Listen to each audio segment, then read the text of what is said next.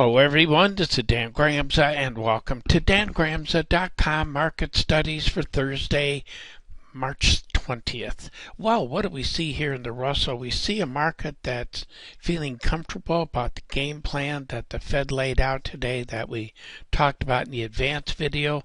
It's created a certain comfort zone, so follow through. I do expect to new highs, and that's going to be critical. The next 2 to 3 days are going to tell us a lot about the market's attitude longer term.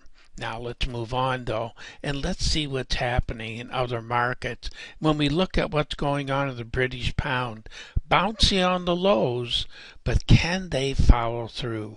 Be careful here if you're on the long side. That is not necessarily a very strong move.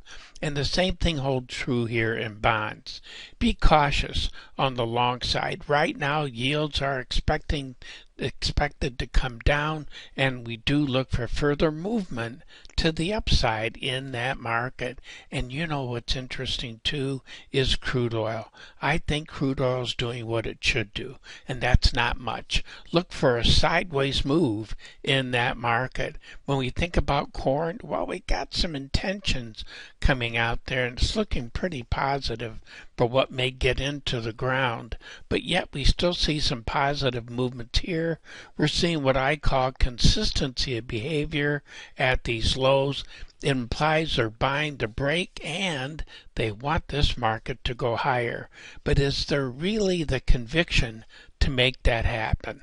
So we have buyers coming in with the bullish bias. Those are my thoughts for today. Thank you for joining me. Look forward to being with you again tomorrow. And as always, take care.